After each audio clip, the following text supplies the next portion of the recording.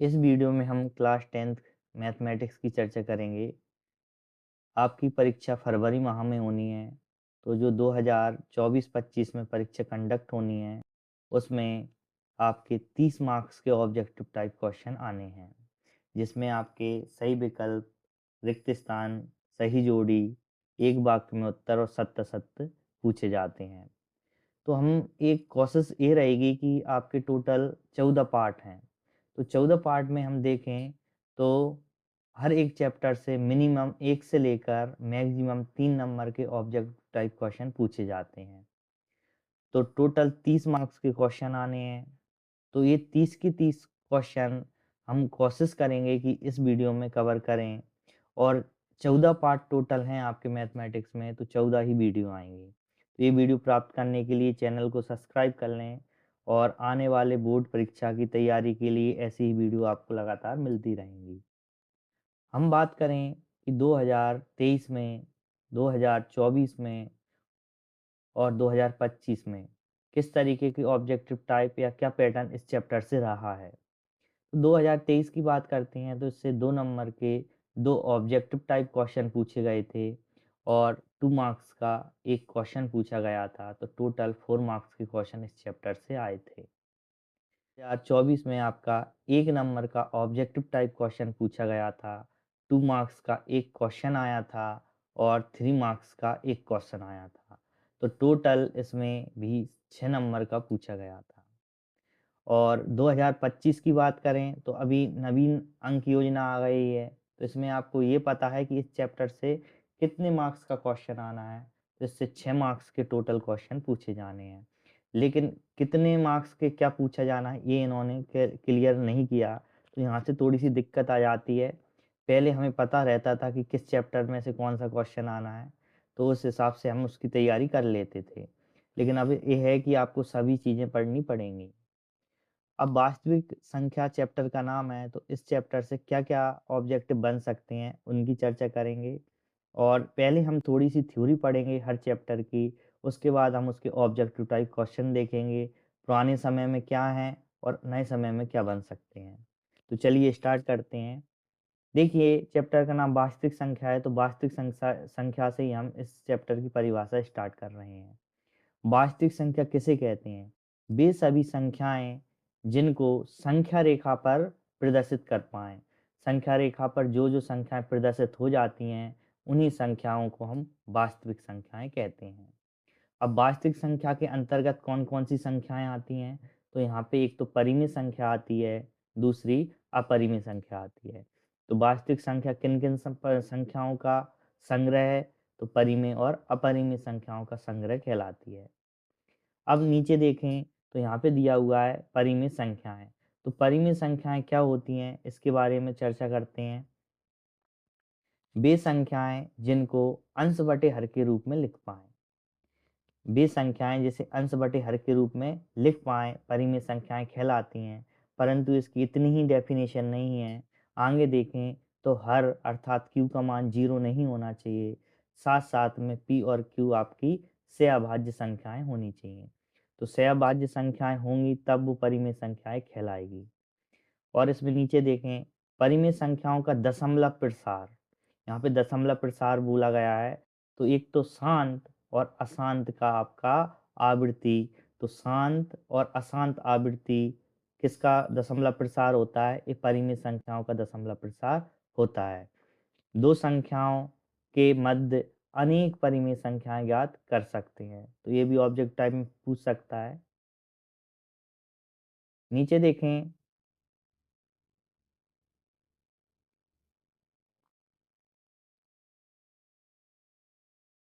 इसके बाद देखें अपरिमेय संख्या। अपरिमेय संख्याएँ क्या हैं? वे संख्याएँ जिनको अंश बटे हर के रूप में ना लिख पाएँ। जिसे अंश बटे हर के रूप में नहीं लिख पाएँगे, वो आपकी अपरिमेय संख्या कहलाएगी।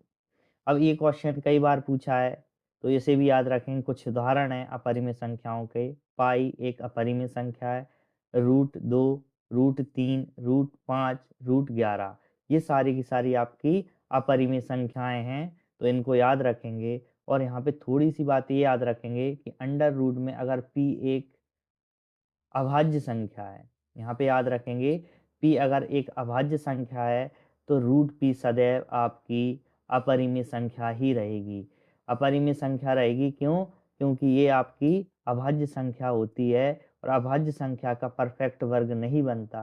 परफेक्ट वर्ग नहीं बनेगा तो आपका यहाँ पे ये सारी की सारी अपरिमेय संख्याएं रहेंगी। तो रूट 2 देखिए 2 भी एक आपकी अभाज्य संख्या है, रूट 3 भी अभाज्य संख्या है, 5 भी अभाज्य संख्या है और 11 भी अभाज्य संख्या है। तो रूट के अंदर जब भी अभाज्य संख्या आती है तो हमेशा अपरिमेय संख्या ही होगी। अपरिमेय संख्याओं का दशमलव प्रसार सदैव अशांत अनावृत्ति होता है।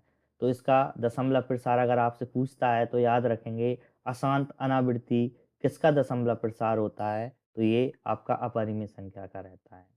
दो अपरिमेय संख्याओं के मध्य अनेक अपरिमेय संख्याएं ज्ञात कर सकते हैं।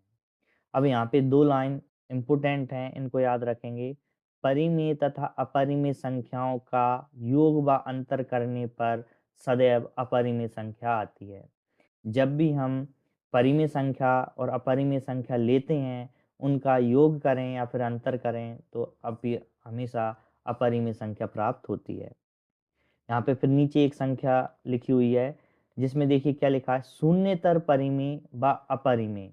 मतलब इस शून्यतर परिमेय का अर्थ क्या होता है इसे हम समझेंगे।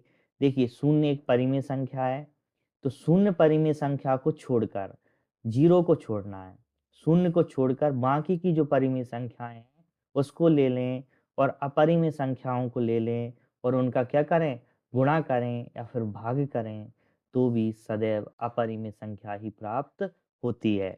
तो याद रखेंगे शून्यतर परिमेय संख्या व अपरिमेय संख्या। यहाँ पे एक वर्ड लिखा हुआ है शून्यतर, शून्य को छोड़कर बाकी की सभी परिमेय संख्याएं व अपरिमेय संख्याओं का गुणन और भाग करेंगे तो सदैव अपरिमेय संख्या प्राप्त होती है।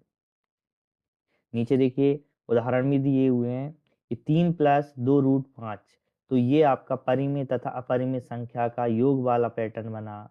परिमेय तथा अपरिमेय का यहाँ पे अंतर वाला पैटर्न और यहाँ पे देखें तो ये रूट 2 है, तो 3 बटे रूट 2 तो ये भी आपकी कौन सी संख्या है, अपरिमेय, और 2 बटे रूट 2 भी आपकी एक अपरिमेय संख्या है। नीचे देखें तो भाज्य संख्याएं भी याद रखेंगे, वे संख्याएं जिनमें कम से कम 3 संख्याओं का भाग चला जाए भाज्य संख्याएं कहलाती हैं। जैसे 4, 6, 8, 9, 10 इत्यादि आपकी भाज्य संख्याएं होंगी। अभाज्य संख्याएं, बार-बार अभाज्य संख्या का जिक्र इस चैप्टर में होगा तो याद रखेंगे, वे संख्याएं जिनमें सिर्फ और सिर्फ 2 संख्याओं का भाग जाए। अब 2 संख्याओं का भाग जाएगा तो एक तो एक संख्या होगी और दूसरी वह स्वयं संख्या होगी। अगर वो 2 संख्याओं से विभाजित हो जाए और यहाँ पे लिखा हुआ है सिर्फ और सिर्फ 2 संख्याओं से होनी चाहिए, एक तो 1 से और दूसरी वह स्वयं संख्या, तो ये हो जाती हैं आपकी अभाज्य संख्याएँ। यहाँ से देखिए अंकगणित की आधारभूत प्रमेय लिखी हुई है, इस बार एक क्वेश्चन आ सकता है कि अंकगणित की आधारभूत प्रमेय का कथन लिखिए, तो ये कथन आपको याद होना चाहिए। प्रत्येक भाज्य संख्या कौन? जिसमें कम से कम 3 संख्याओं का भाग चला जाए। अभाज्य संख्या जिसमें सिर्फ 2 संख्याओं का भाग जाए, एक तो 1 और एक स्वयं संख्या, कि एक गुणनफल के रूप में गुणनखंडित किया जा सकता है। मतलब भाज्य संख्या को अभाज्य संख्याओं के गुणनफल के रूप में व्यक्त किया जा सकता है। और ये देखिए नीचे लिखा है, यह गुणनखंडन सदैव अद्वितीय होता है। जैसे मैंने बोला 6 एक भाज्य संख्या है, तो इसका गुणनखंडन करें तो 2 गुणा 3 होगा। तो 2 और 3 एक आपकी कौन-सी संख्याएँ? अभाज्य संख्याएँ हैं और ये गुणनखंड सदैव अद्वितीय होता है। कहने का मतलब है 2 और 3 का गुणा करेंगे तो सदैव 6 ही आएगा। 2 और 3 के अलावा कोई और संख्या लेने पर 6 नहीं आएगा। तो ये याद रखेंगे। नीचे इसकी एक प्रमेय दी हुई है, तो प्रमेय भी याद रखेंगे। यदि p एक अभाज्य संख्या है, p यहाँ पे अभाज्य संख्या है और p a वर्ग को विभाजित करती है। ध्यान से देखेंगे, p a वर्ग को विभाजित करती है, तो p a को भी विभाजित करेगी। ये कब करेगी? जब p एक अभाज्य संख्या हो। और नीचे इसका एग्जाम्पल भी दिया हुआ है, देखिए 36 का एग्जाम्पल यहाँ पे लिखा हुआ है कि 36 किसका वर्ग है? 6 का वर्ग है। तो 36 को किसने विभाजित किया? 2 ने विभाजित किया और 2 एक अभाज्य संख्या है, तो ये 6 को भी विभाजित करेगी। कौन? ये 2। 36 को 3 ने विभाजित किया और 3 यहाँ पे अभाज्य संख्या है, तो 3 अभाज्य संख्या है, तो 3 6 को भी विभाजित करेगी। ये कंडीशन है, तो याद रखेंगे इस चीज़ को, ये फिर में भी इम्पोर्टेंट है और इस बार पूछी जा सकती है। यहाँ पे देखेंगे, अब कार्ल फ्रेडरिक गॉस के बारे में पढ़ेंगे कि कार्ल फ्रेडरिक गॉस कौन है। पिछली बार 2024 के पेपर में थेल्स का जन्म काल पूछा था, समय काल पूछा था, तो इस बार याद रखेंगे Karl Frederick Gauss. Karl Frederick Gauss का समय काल 1777 से लेकर 1855 तक। 1777 से लेकर 1855 तक इन्होंने एक किताब लिखी, उस किताब का नाम क्या है? डिस्क्विंसन्स अर्थमेटिकी।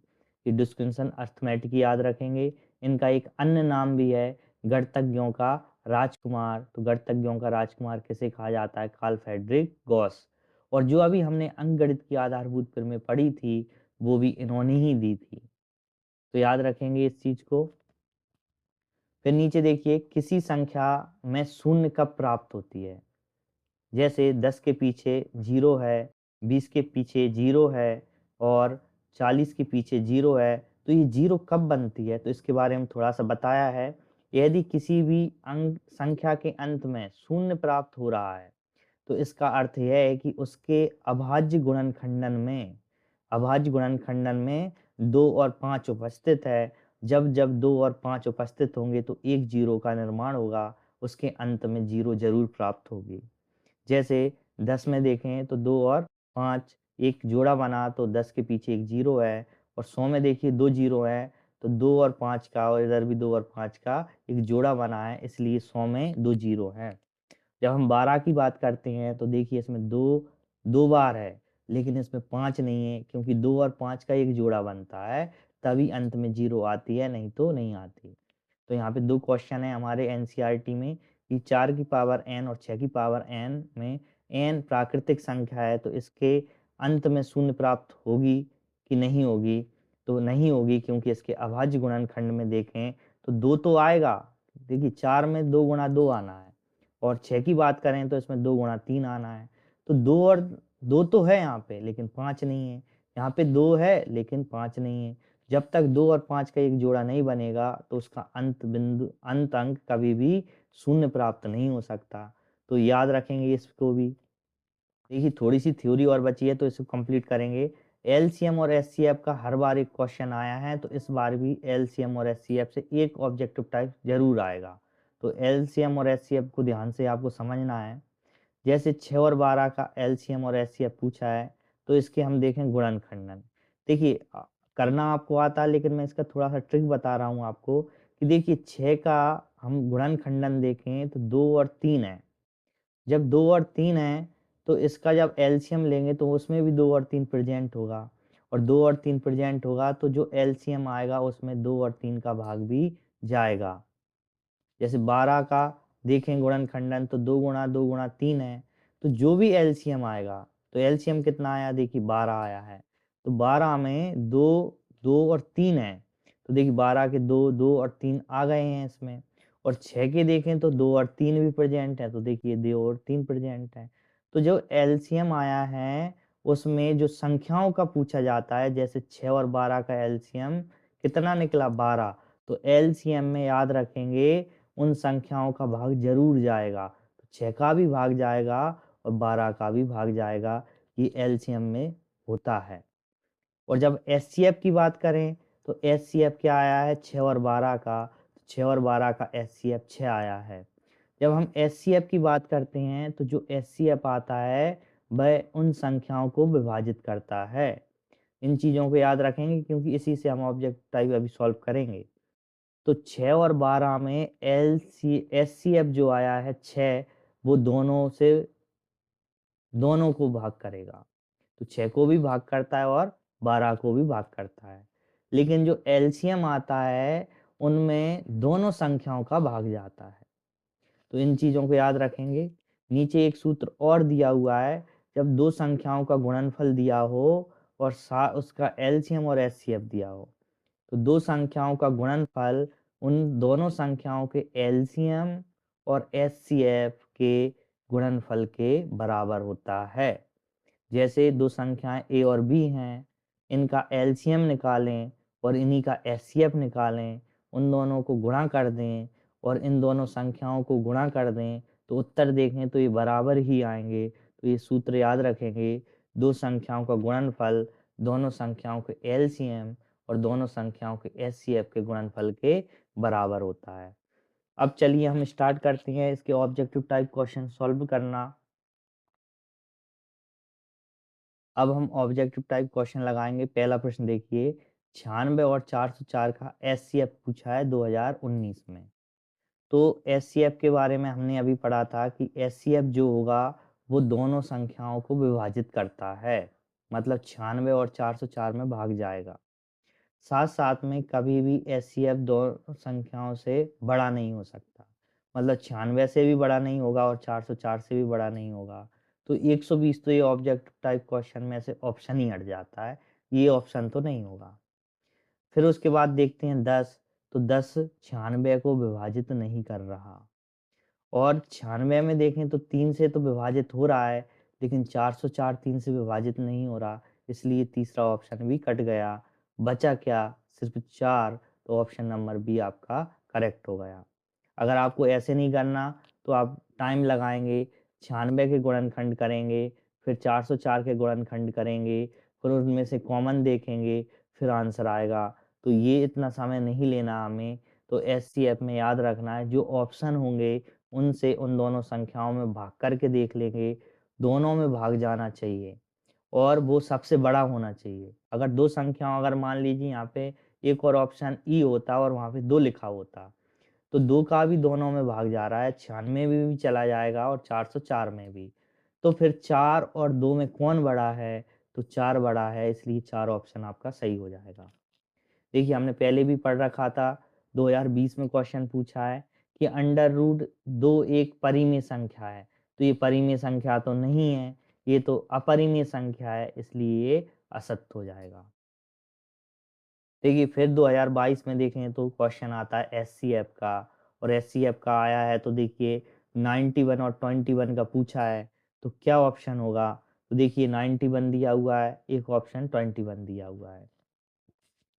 अब हम देखें तो 91 को तो विभाजित कर देगा, लेकिन 21 को नहीं कर पाएगा, तो नंबर एक गलत हो गया।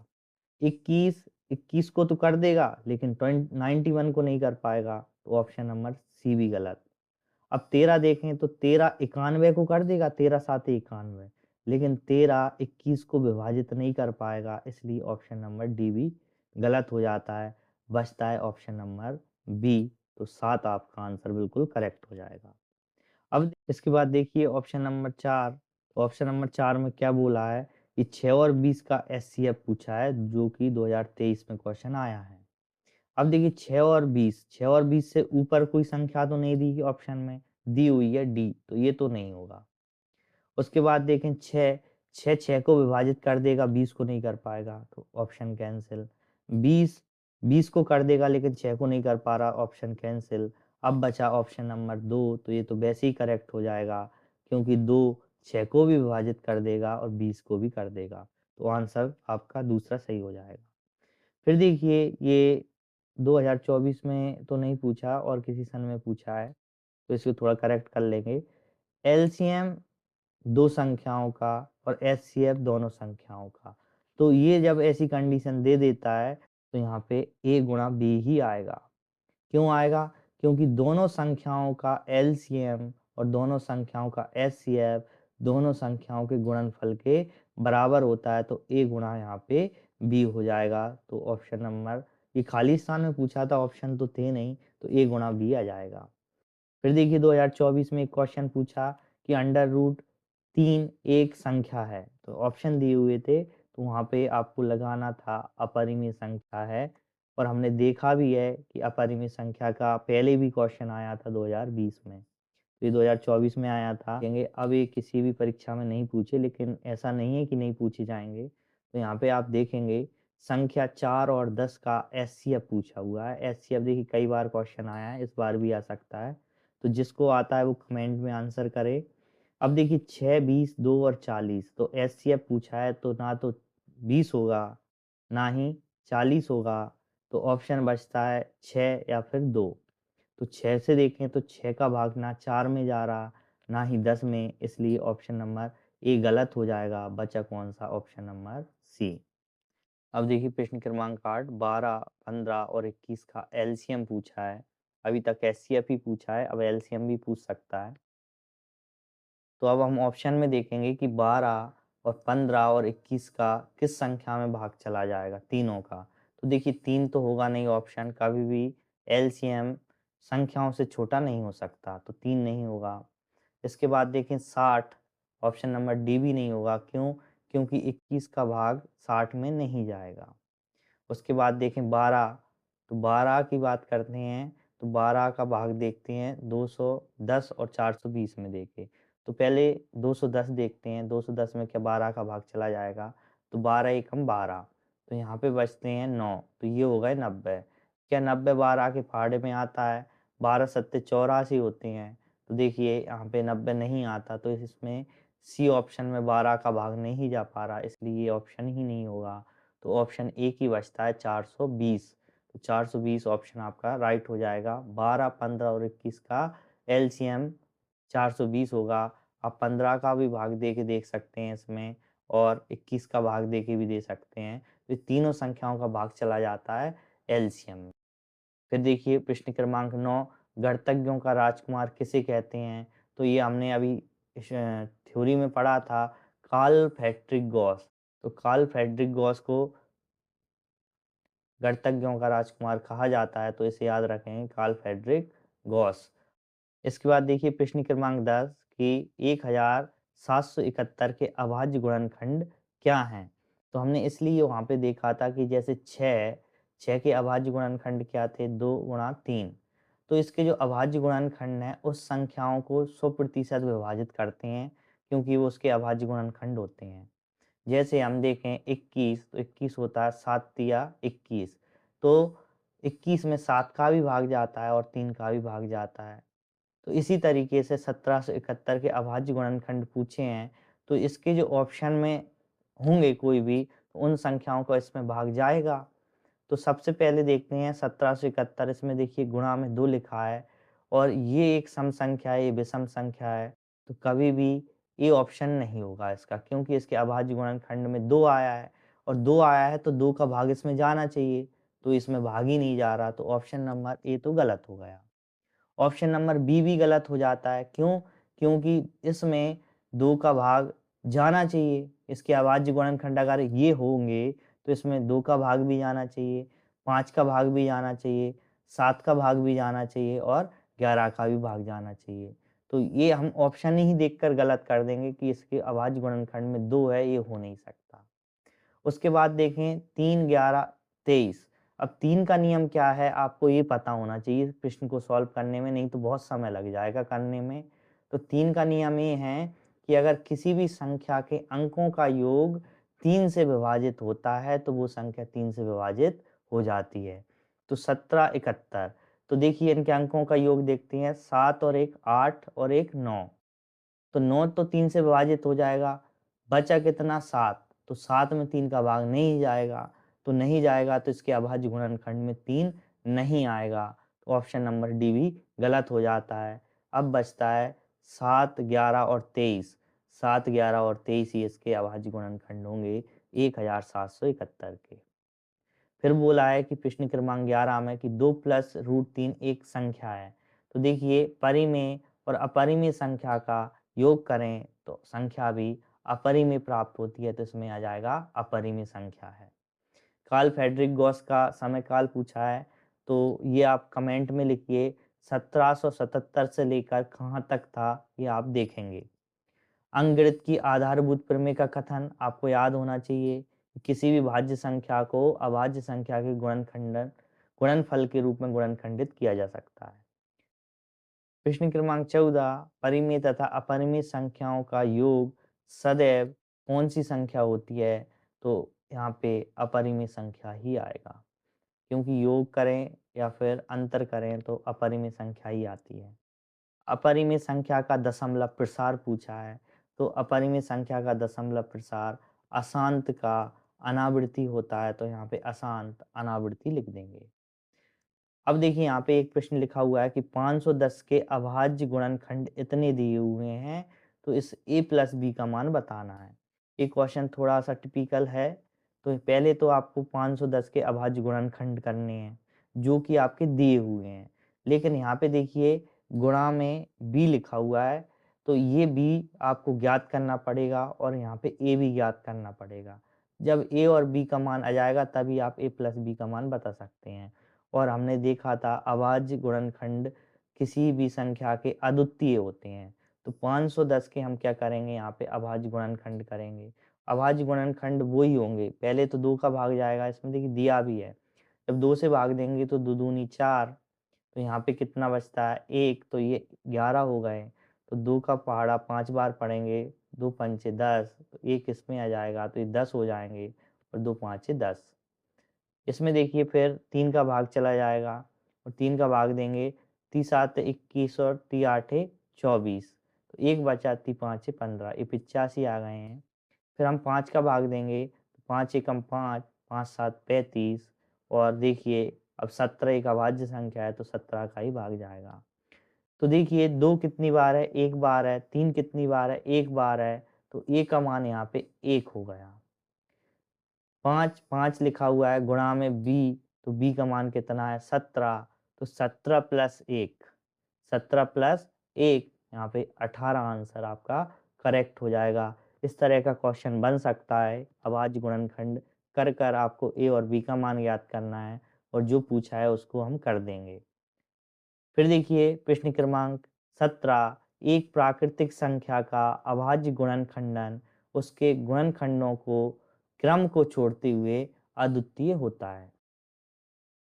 तो ये भी याद रखेंगे, ये उसी की जो प्रमेय हमने पढ़ी थी उसी का एक रूप है। यहाँ पे बस अभाज्य संख्याओं के वो भाज्य संख्याओं की जगह प्राकृतिक संख्या लिखा हुआ है। तो प्राकृतिक संख्या का अभाज्य गुणनखंड उसके क्रमों को छोड़ते हुए अद्वितीय होता है, तो ये भी याद रखेंगे। उसके बाद देखिए नीचे 2-3 क्वेश्चन और बचे हैं, तो दी तो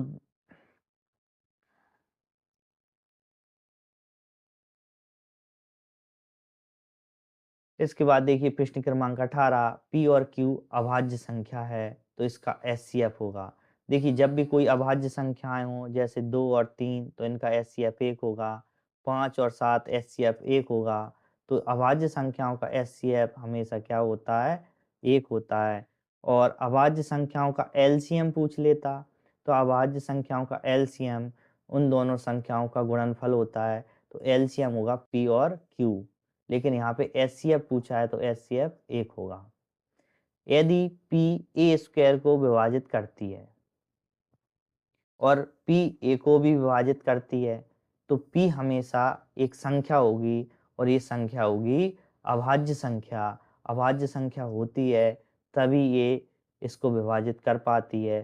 तो पी ए वर्ग को विभाजित करती है, तो पी ए को भी विभाजित करेगी यदि और यदि पी आपकी कौन सी संख्या हो, अभाज्य संख्या हो। पर यहाँ पे लिखा हुआ है कि सदैव कौन सी संख्या होगी, सदैव आपकी अभाज्य संख्या होगी। इस तरीके से हमने टोटल 19 क्वेश्चन कंप्लीट किए। इससे पहले हमने थ्योरी को कंप्लीट किया और इसी तरीके से हम टोटल 14 चैप्टर कंप्लीट करेंगे। पहले हम थोड़ी थ्योरी पढ़ेंगे क्योंकि पता नहीं है किस तरीके का प्रश्न आपका बन के रेडी हो जाए, तो थ्योरी को भी आपको उतना ही महत्व देना है जितने आप इन क्वेश्चनों को दे रहे हैं। और वीडियो अगर आपको पसंद आई है तो वीडियो को एक लाइक कर दें, चैनल को सब्सक्राइब कर लें क्योंकि इसी तरीके से बोर्ड से रिलेटेड वीडियो आपको मिलती रहेंगी। और इस वीडियो को अपने मित्रों के साथ भी शेयर करें जिससे वो भी इस वीडियो का लाभ ले सकें।